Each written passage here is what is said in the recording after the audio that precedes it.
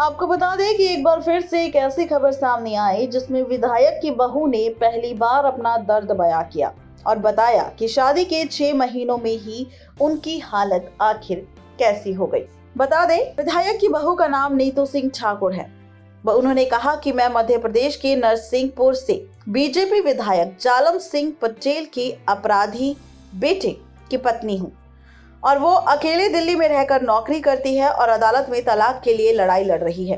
उन्होंने कहा कि मैं बहुत हिम्मत करके अपनी इस दर्द को बयां कर रही हूँ। मेरी इस कहानी को लोग सुनकर काफी ज्यादा विचलित हो सकते हैं, लेकिन ये मेरा और हमारे समाज का सच है जो शायद आपको झकझोर दे और यहाँ पर आपको ये स्वीकार करना ही होगा।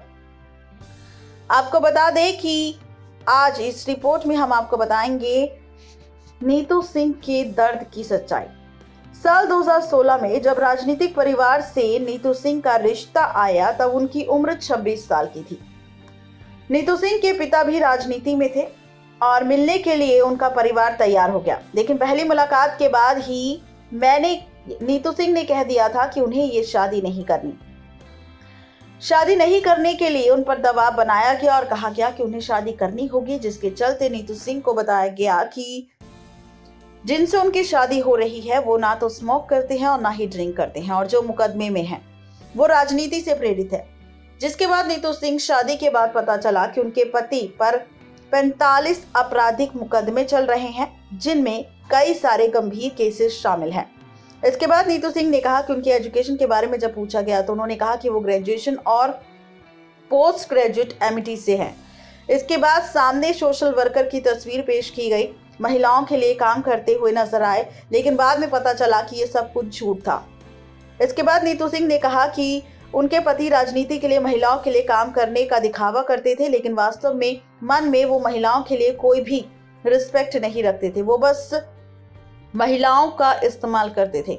बहुत दबाव में आखिरकार जब नीतू सिंह ने शादी के लिए हाँ की तो नीतू सिंह की हर चीज को कंट्रोल करना शुरू कर दिया। नीतू सिंह ने बताया कि 10 दिन के अंदर ही फंक्शंस तय कर दिए गए और उनसे कहा गया कि इसके बारे में वो किसी को भी ना बताएं। इसी के साथ रिश्तेदार भी इस रिश्ते को लेकर चर्चा करना उन्होंने शुरू कर दिया। सब कुछ काफी जल्दबाजी में हुआ और नीतू सिंह को कुछ समझ नहीं आया। इसके बाद नीतू सिंह ने कहा कि उनके हर एक सवाल में बस इतना कहा जाता था कि राजनीति की वजह से ये सब करना पड़ता है।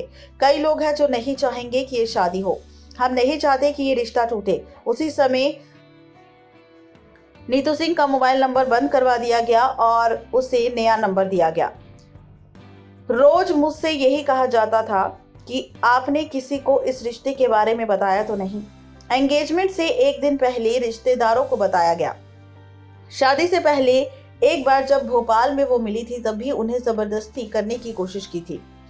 इसके बाद उन्होंने इस पर नाराजगी जाहिर की थी और कहा था कि ऐसा करना गलत है। इसी के बाद जब शादी नहीं हुई तो यहाँ पर जबरदस्ती उसके साथ की जाने लगी, यानी कि नीतू सिंह के साथ घटिया हरकतें की जाने लगी, जिसके चलते यहाँ पर शादी करने के लिए नीतू सिंह ने इनकार किया।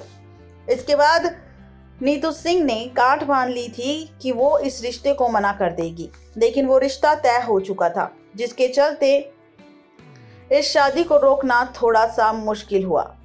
इसके बाद नीतू सिंह पर नजर रखी जाने लगी और फोन पर किसी से बात की तो उसकी डिटेल भी निकाली जाती थी और फिर सवाल किया जाता था कि उन्होंने ऐसा क्यों किया और मेरे फोन कॉल पर की सारी डिटेल्स जांची जाती थी। इसी के साथ नीतू सिंह ने कहा कि वो जब भी बाजार जाती थी तो ड्राइवर को फोन करके कहा जाता था कि 10 मिनट हो गए हैं, वो कार में क्यों नहीं बैठी है। ये सब मुझे बहुत अजीब लग रहा था। मैंने फैमिली को इस बारे में बताया तो उन्होंने कहा कि मुझे ये रिश्ता ठीक नहीं लग रहा।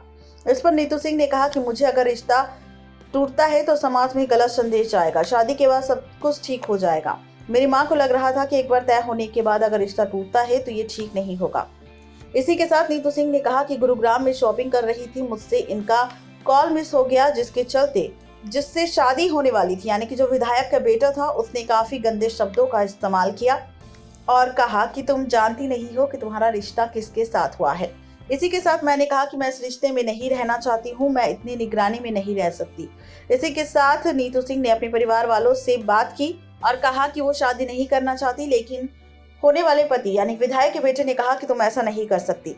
उन्होंने फिर से उसे डराया और धमकाया और रिश्ता तोड़ने पर कहा कि ये शादी तो होकर रहेगी, चाहे जो कुछ हो जाए। एक बार फिर से नीतू सिंह पर दबाव बनाया गया, जिसके चलते नीतू सिंह हार गई। इसी के साथ विधायक के बेटे ने नीतू सिंह से कहा कि चाहे मैं शादी के एक दिन बाद ही तुम्हें छोड़ दूं, लेकिन शादी तो अब मैं तुमसे ही करूंगा, ये मेरी जिद है। जिसके बाद नीतू सिंह ने कहा कि अगर मैं तब हिम्मत दिखाती तो शायद हालात आज ऐसे ना होते। जिसके बाद नीतू सिंह ने कहा कि अगर मैंने उस वक्त अपनी हिम्मत ना हारी होती तो शायद आज हालात ऐसे ना होते। इसी के बाद नीतू सिंह ने कहा कि एंगेजमेंट से पहले तक वो सोशल मीडिया पर नहीं थी और फेसबुक आईडी बनाई और साथ मेरी तस्वीर लगाई। मुझसे कहा कि मैं कभी भी अकेले तस्वीर पोस्ट ना करूं। इस बीच उनकी एक गर्लफ्रेंड ने फेसबुक मैसेंजर के जरिए मुझे कांटेक्ट किया, भद्दी भाषा में उससे बात की और जिससे तेरी शादी हो रही है वो तो तुझे पत्नी मानता ही नहीं, वो मेरा है और मेरा ही रहेगा। मैंने उनसे बात की तो उन्होंने कहा कि ऐसे बहुत से लोग हैं जो नहीं चाहते कि ये रिश्ता हो। उसके बाद मेरा फेसबुक बंद कर दिया गया। मुझे चीजें पता चल रही थी, लेकिन मैं इस रिश्ते में काफी फंस चुकी थी।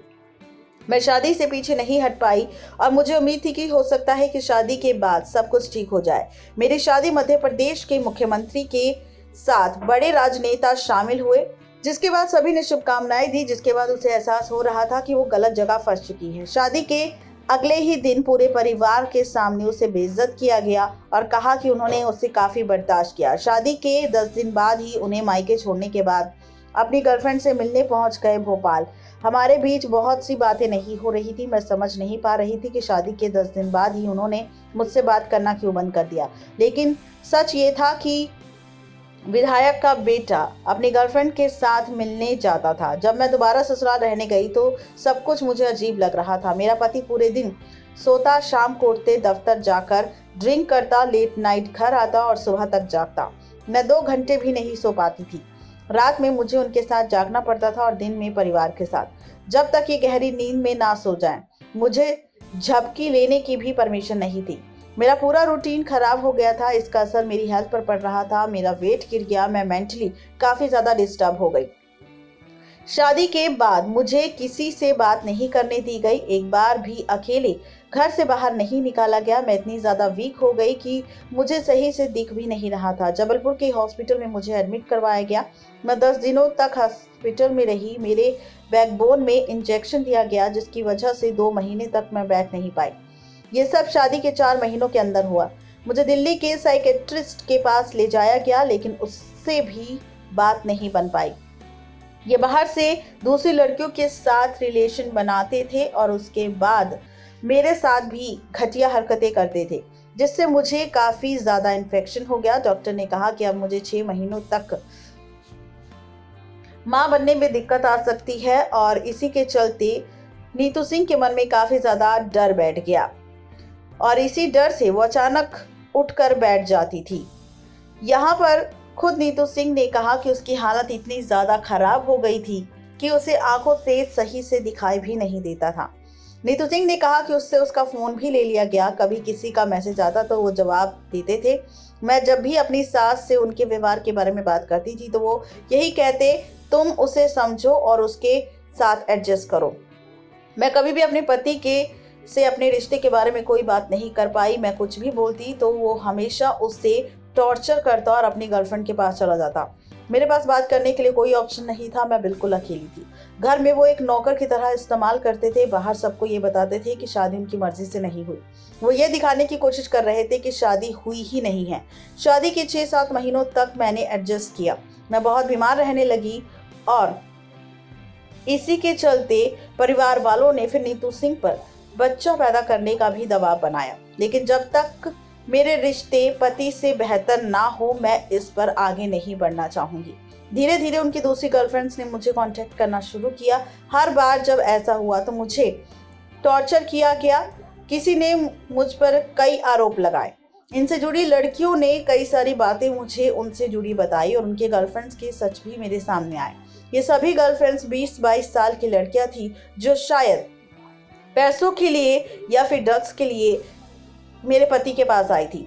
एक के बाद एक मुझे सभी मैसेज करती थी। फिर मुझे पता चला और उसके बाद मेरे पति का सारा सच सामने आया। शादी से पहले मुझे पता नहीं था कि ऐसा भी होता होगा।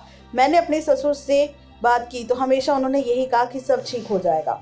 शादी के बाद ही मुझे पता चला कि उनका पति रोज ड्रिंक करता है और ड्रग्स भी लेता है। भोपाल से नीतू सिंह के ससुर का सरकारी विधायक निवास उनकी अय्याशी का अड्डा था। ये जब भी भोपाल जाते थे तो वहां पर ड्रग्स और ड्रिंक्स की पार्टियां होती थी। कोई ना कोई लड़की वहां जरूर होती थी जो यहाँ पर मेरे पति के साथ रहती थी।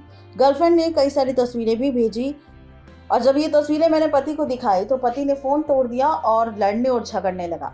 शादी के बाद जब नीतू सिंह का पहला बर्थडे था तो ये बर्थडे पर साथ नहीं थे और यहाँ पर भी उन्होंने नीतू सिंह के साथ काफी ज्यादा बदतमीजी की। तो ये है वो दर्द भरा सच जहां पर खुद कैसे विधायक की बहू ने अपना दर्द बयां किया और बताई विधायक के बेटे की काली करतूत। जी हां, मध्य प्रदेश के नरसिंहपुर से बीजेपी विधायक आलम सिंह पटेल के अपराधी बेटे का सच आ चुका है सामने, जिसके बाद अब हर कोई ये सच जानकर कर रहा है नीतू सिंह का सपोर्ट। नेक्स्ट लाइव की रिपोर्ट।